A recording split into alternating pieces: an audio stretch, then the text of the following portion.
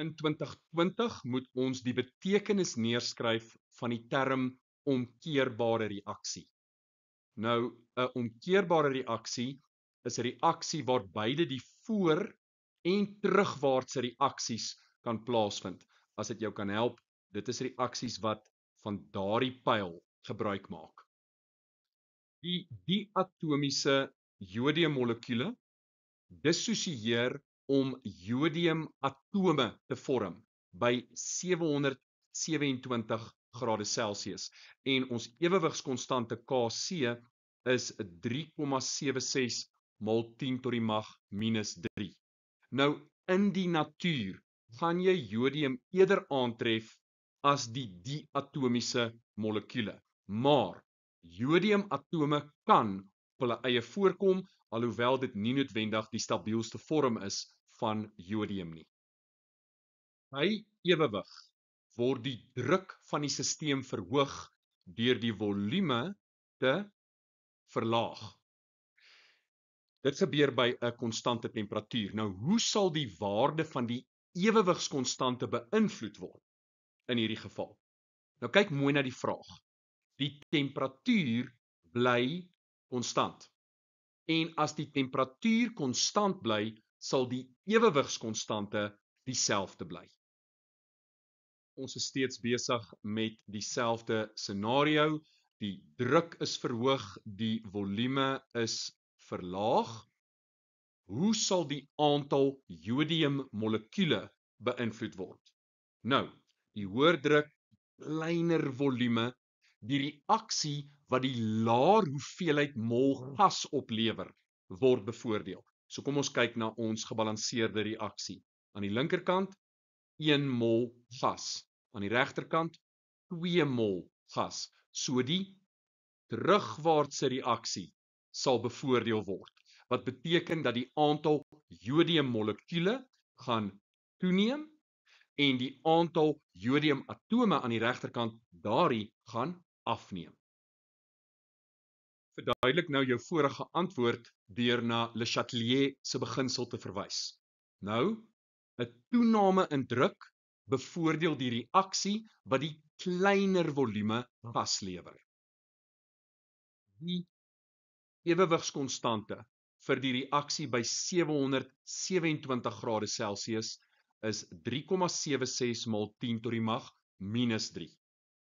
Die Kc-waarde vir dieselfde reaksie by 227 grade Celsius is 5,6 maal 10 tot die mag minus 12.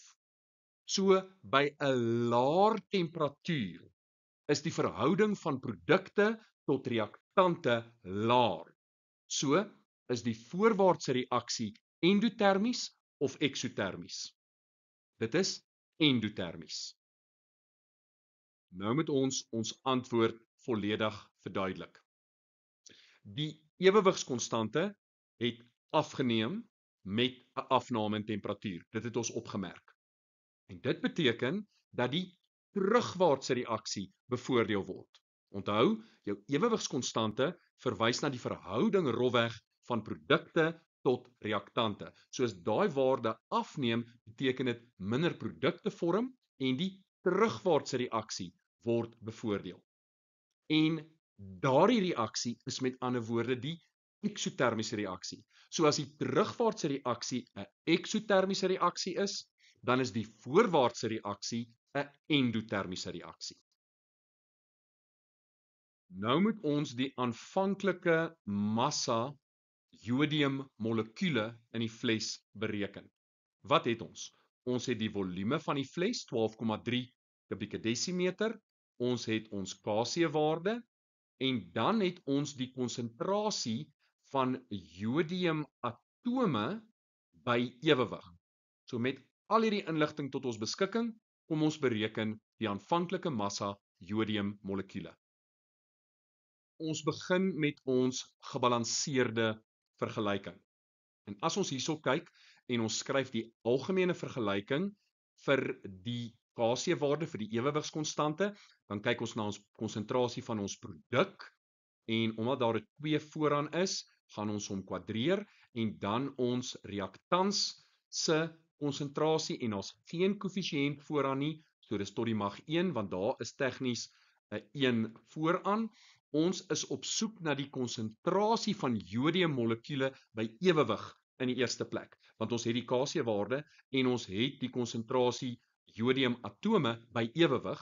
So as ons daai vergelyking dan manipuleer en ons vervang ons waardes in, dan kry ons dat ons konsentrasie jodiummolekule by ewewig is 6,102 mol 10 to die mag min 3 mol per kubieke desimeter. Ons kan dus die ewewigskonsentrasies invul. Ons het 4,79 mol 10 to die mag min 3 gekry vanuit ons inligting en ons het die ewewigskonsentrasie van die jodiummolekule het ons gaan bereken. So ons het ons konsentrasies. Nou onthou, konsentrasie is die aantal mol gedeel deur die volume. Met ander woorde, die aantal mol is gelyk aan die konsentrasie maal met die volume. En ons het die volume. Dis 'n 12,3 kubieke desimeter fles. So ons kan nou gaan en ons kan ons aantal mol jodiummolekule en jodiumatome by ewewig gaan bereken. Aanvanklik is daar geen jodiumatome in die fles nie. So ons kan 'n 0 daarin vervang. En hierdie is die waarde waarna ons steeds op soek is. Ons begin dus met geen jodiumatome nie. Ons eindig by ewewig met 0,0589 jodiumatome. So ons weet 0,0589 mol jodiumatome het gevorm. Molverhouding is 1 tot 2. So, as daar 0,0589 mol gevorm het, dan deel ons dit deur 2 en ons kry 0,0295 mol jodiummolekule wat reageer het. Ons weet hoeveel daar is by ewewig. Ons weet hoeveel reageer het. So ons kan nou gaan en ons kan ons aanvangshoeveelheid bereken en dit is 0,1046. En nou dat ons weet met hoeveel mol het ons begin, kan ons bereken met watter massa jodiummolekule het ons begin. So, klassiek N gelyk aan M op M en ons manipuleer hom, die aantal mol jodiummolekule is daai 0,1046.